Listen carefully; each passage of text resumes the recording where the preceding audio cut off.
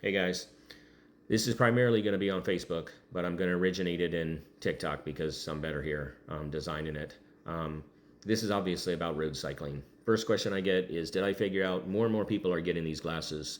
I did figure out how to get them in my helmet. So this is me riding. And they're voice activated. So all I have to do is say the command and I can start recording and stop recording. I don't have to take anything off. I can talk right through my mask. The next thing was the surgeries. I scheduled all my surgeries in 2000, right as COVID hit. Unfortunately, that wasn't planned, but that's how it worked. I had a $5,000 out of pocket deductible for the year, and I did when I couldn't put off any surgeries when it came to the hernia. I said, well, I'm getting my knee, which I was putting off for a while, and my shoulder was evaluated, and it was going to eventually be done. I did all three in 1 year.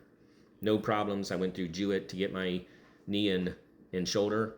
Got no issues. I got pain pills. I didn't have to take them. At the time, I was good friends with one of my friends is a pharmacist, and he told me Advil, Advil and Aleve, take one of each, every once in a while and see if you could hold it off. And I did. No problems. Hernia, no issue. Yeah, it was painful, but not overbearing. Not that I remember I couldn't deal with it. No. Never got there, so I never had to take the pain pills. So that all turned out pretty good. Now, most of the questions are, what's the difference between riding on the bike path and riding in the group?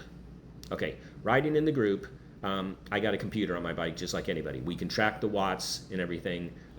You're going to find that when I take winter spring cycling ride, I'm working off my watts. I have many maps of that ride, like a lot. I rode it for 10 years.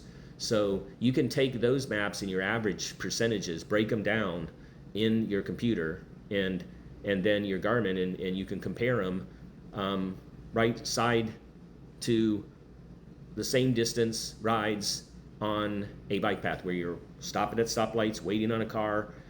The difference, I think, where the watts are pretty similar are because when I was riding on winter spring cycling ride, I'm riding at 135 to 160 watts in the pace line.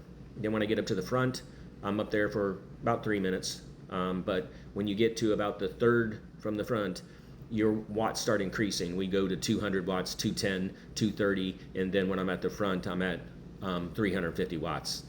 350 watts, I can keep it for about 8 minutes.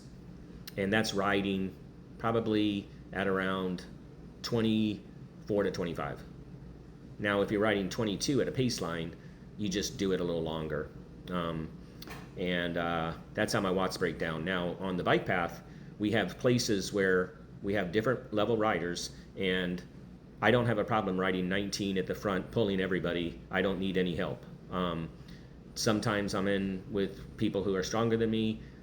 Most of the time, I'm at the front. Now, it works out good because then people who only can go 16, they can follow somebody or follow 2 or 3 people at 19. And it works out pretty good. And then when we want to go to Winter Garden and we're going around the golf course, we can take the sprints. When we're on the bike path going through Winter Park, we can sprint over on our sprint zone. So I do have areas where I get up to 22, 24 for a 3 to 8 minutes, sometimes a 6-10 minute time frame. And then we get back together. And it's available if you wanted to do it. If you think you're not going to, if you just want to ride to keep in shape and you did it before, but you're afraid to go in a group and you don't want to slow down and you don't want to get dropped and you're afraid, this is a good test and it will tell you where you are. If I can ride with you and meet you on the group, and I'll tell you if you're going to be able to hold on to winter spring cycling, because you just have to, ride with me for a little bit and I'll know if you can make it. And then if you want to transfer back, you could do it. I figure with the wattage, it's very similar. I didn't gain hardly any weight, but I did reduce my sugar last year. I was drinking probably the equivalent of 3 12-ounce cans of Coke, which I have now cut down to one of the small cans, and I mix that throughout the day, basically a little bit in my water. Yeah, I put it in water. I would take a 6-ounce can, put it in a 32-ounce with ice and water, and it just gives a little bit of flavor. I can't really even drink Coke now because it's so sweet, but hopefully those hit. I think I hit most of the questions on the thing. So if you want detailed information about certain rides, just contact me and we can go through it. And I can give you the data that I have off of my computers. And yeah, you'd be surprised riding on the path. I know you're going slower and you're waiting for cars, but when you get back up to speed, that getting back up to speed and slowing back down and getting back up to speed does put effort down.